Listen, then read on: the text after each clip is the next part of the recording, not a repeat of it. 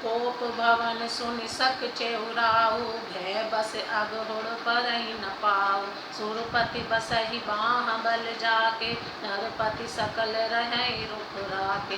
सो सुनिति ऋष गयहु सुखाई, देखहु काम प्रताप बढ़ाई। सूल पुलिस असि अंगव निहारे, ते रतिनाथ सुमन सर मारे। सबह नरेश प्रिया पहि गयहु, देखी दशा दुख दारुण भयहु। भूमि शयन पटकोट पुराना, दिए डारि तन भूषण नाना। कुमतहि कसी कुबेश तापाबी, अन अहिवात सूच जनु भाबी। जाई निकट नृप कह मृदुबानी, प्राण प्रिया के हेतु रिसानी।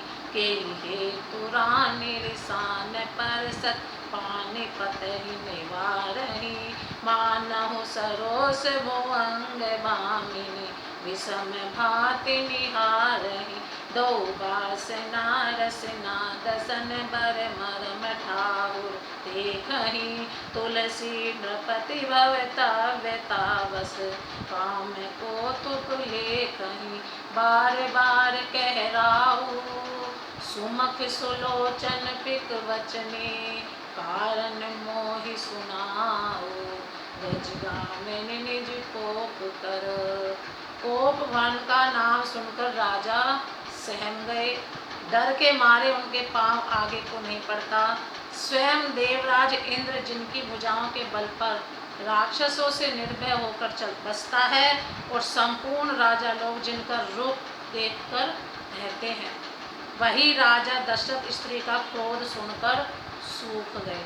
कामदेव का प्रताप और महिमा तो देखे, जो त्रिशूल वज्र और तलवार आदि की चोट अपने अंगों पर सहने वाले हैं, वे रतिनाथ कामदेव के पुष्प बाण से मारे गए। राजा डरते डरते अपनी प्यारी कैकेयी के पास गए। उसकी दशा देखकर उन्हें बड़ा ही दुख हुआ।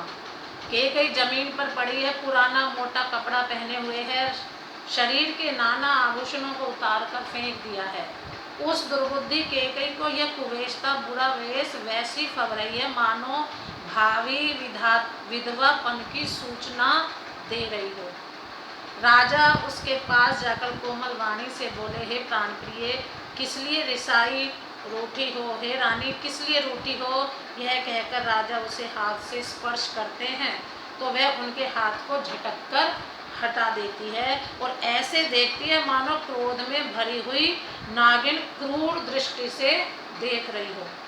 दोनों वरदानों की वासनाएं उस नागिन की दो जीभें हैं और दोनों वरदान दांत हैं। वह काटने के लिए मर्म स्थान देख रही है। तुलसीदास जी कहते हैं कि राजा दशरथ होनहार के वश में होकर इसे इस प्रकार हाथ झटकने और नागिन की भांति देखने को कामदेव की क्रीड़ा ही समझ रहे हैं। राजा बार बार कह रहे हैं, हे सुमुखी, हे सुलोचनी, हे कोकिल वचनी, हे गजगामिनी, मुझे अपने क्रोध का कारण तो सुना। अनहित तोर प्रिया के ही कीना, के ही दुई सिर के ही जम चहलीना। कहु के ही रंग के ही करहु नरेशु, कहु के ही नृप निकासहु देशु। सकहु तोर अरि अमरहु मारी, कहा कि बपुरे नर नारी। जान सिंहोर सुबाहु बरोरु, मन तव आनन चंद चकोरु। प्रिया प्राण सुत सर बस मोरे, परिजन प्रजा सकल बस तोरे। जो कछु कहो कपट हरि कोई, जो कछु कहो कपट करि तोहि। भामिनी राम सपत सत मोहि, बियसि माग मन भावती माता। भूषण सजहि मनोहर गाता, घरि कुघरि समुझि जिय देखो। बेगी प्रिया परिहरहु कुबेशु, यह सुनि मन गुनि सपत बड़ी। बियसि उठी मति मंद, भूषण सजति बिलोकि मृगु। मनहु किराति निफंद। हे प्रिय, किसने तेरा अनिष्ट किया?